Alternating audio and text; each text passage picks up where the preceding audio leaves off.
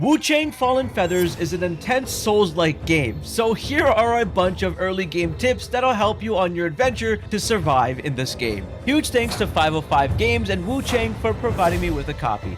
In Wuchang, your main healing item is called a Manna Vase. It works like a flask from other games. There's no FP or magic flask here as opposed to other Souls games. Instead, you'll rely on Skyborne Might, which is a special resource used to power your weapon skills and spells. You can build Skyborne Might by perfect dodging, parrying, and through certain skill tree combos and some weapon passives, so focus on this specifically. Red Mercury is your main upgrade currency. You're going to want to use it at shrines to level up Wuchang and unlock new skills. Red Mercury can also be used to purchase weapons, armors, and jade pendants from the merchants. Don't forget to also convert the Red Mercury that you get from enemies into the main currency as well. There's a large deep skill tree with paths for different weapons and playstyles, so don't forget to use your Red Mercury at shrines to level up Wuchang and her abilities. The game also allows you to completely respec your points for free, so you can go ahead and experiment with the other weapon types in the game as well. When you kill enemies and every time you die, your madness level builds up. High madness increases your damage, but also makes you take a lot more damage. You'll also lose your Red Mercury on the basis of your madness level every time you die. Madness is a big thing in this game, so if you die with high madness, an inner demon version of you actually appears at the death location,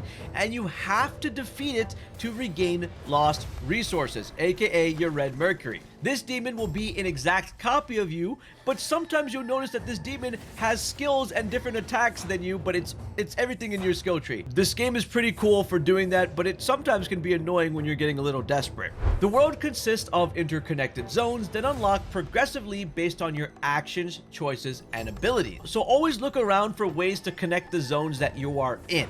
Always check your stamina bar in this game. Running out of stamina during combat can leave you completely vulnerable and open to attack and means you're going to die. So focus on that bar at all times. Don't forget to use shrines often. They restore your mana vases, they let you level up, and shrines act as checkpoints throughout the journey, and we can use them to travel to different locations as well. Also, a big pro tip when it comes to these shrines: when you have a large amount of mercury, go to the shrine and just cash them out. There's no point dying with a ton of Red Mercury on you.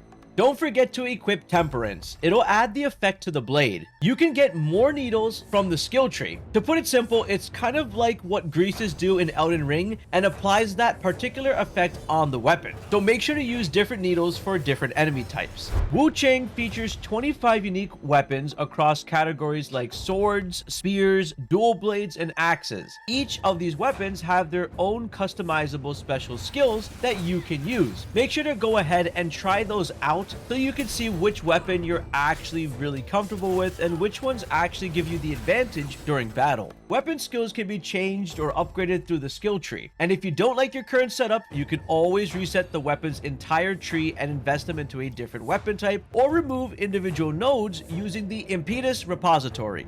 Now, if you want an extra bit of flair with all the new outfits and a real head start in the game, let's talk about the Deluxe Edition. With just a small step up in price, it does give you a lot of content. There's 4 costumes in total in this: the Tiger of Fortune, the Tronic Resurgence, the Soul Ritual Robe, the Overlord's Regala, and they all have their own unique stats. The weapons also include Watcher's Gaze Sword, Dragon Coil Lance, Eternal Sovereignty Dual Blades, and the Moonlight Dragon Sword. You also get the Blood of Changhong skill upgrade item, which gives a large amount of Red Mercury and will help you out in the game by helping you to start out by upgrading your skills. So in terms of money, it feels like it's worth it, definitely, because, you know, it just looks good on the character, and skills are important. This is a hard game. From the very beginning, you can transmogrify your outfits. This lets you look however you want while keeping the best stats, though this is a very big game changer, so you can look the way you want in a game. I think this is always a big deal when a game does this. Don't forget to check the skill description tab in the weapon menu. It also shows you each of the weapon's special combo moves. You'll be able to find upgrade materials in the game like Brilliant Feathers, which can be used to boost your weapon mastery. You get them from pot enemies, or you can buy them later from a merchant named Wuchang. You can also find them in various other different locations, like this. Make sure to always change your charms, pendants, and weapon stones based on the enemies, the bosses, or the zones that you're in. Optimizing your build in this game makes a very huge difference.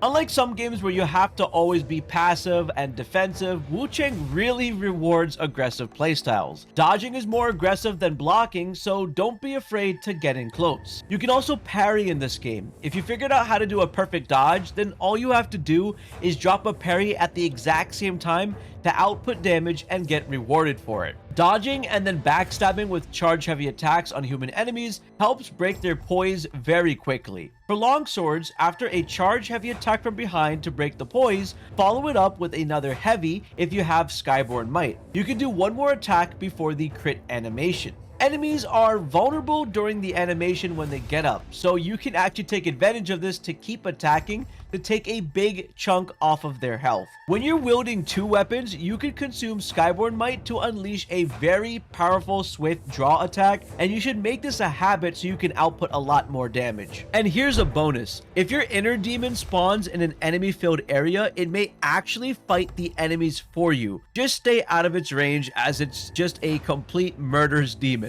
Wuchang's world is semi-linear with interconnected zones. If you get lost, look for landmark structures. They're designed to really help you find your way while exploring. Always unlock shortcuts. If you see a door that's locked from one side, a ladder that's up, or an elevator spot, make a mental note because you'll loop back there later. In Wuchang, shrines are often quite far apart. While you can unlock shortcuts to shorten the travel, getting between them remains challenging. To help you find your way, keep an eye out on your compass in the bottom right corner. A red arrow indicates a new shrine you haven't activated yet, while a light brown arrow will always point to a shrine you've already visited. Use this to navigate, especially if you've been exploring for a while without finding a new resting spot. You'll find small glowing incense burners scattered throughout the game. These can appear as little statues or distinct items. When you approach and interact with these tiny balls of light, you'll receive a prompt. To solve it, open your emotes and choose the one that aligns with the word given in the prompt. For example, if it suggests pay your respects and you have a bow emote, use it directly in front of the orb. Successfully doing this will grant you a valuable item. If you ever find yourself in a dark area, use the bamboo lantern. It also can help you avoid ambushes. Here's an elevator tip. Always pull the lever again using the elevator just before leaving. This way, if you respawn later, the elevator will be ready at your level and you don't need to bring it back up manually. When you're on ladders, hold B to go up and down a lot faster. It can be really annoying when you die and have to go up a ladder and go slow, so use that B button to do that. Later in the game, you'll enter a snowy area that's filled with a ton of hidden mines. If you're not careful, stepping on one can kill you instantly. It's super annoying, but here's the trick. You can actually use those mines to your advantage by baiting enemies into them and letting the environment do the dirty work. In some areas, there are hanging spiked barrels. Lure enemies underneath for instant kills. Just don't stand under it yourself. Use the environment to your advantage and play clever. You'll find animals like birds and running bamboo creatures. Kill the birds to get aurum feathers, which increase one of the stats randomly, HP or stamina, and the bamboo ones drop materials that you can trade with the panda NPC to get some special stuff. You might get jump scared by a bunch of pots. One of them might be a mimic enemy. You want to always kill these enemies to get red feathers for upgrades. Even though they're terrifying, take them out. Always equip your best items into the quick use menu so you can access them fast in combat. There are certain consumables we can find throughout the game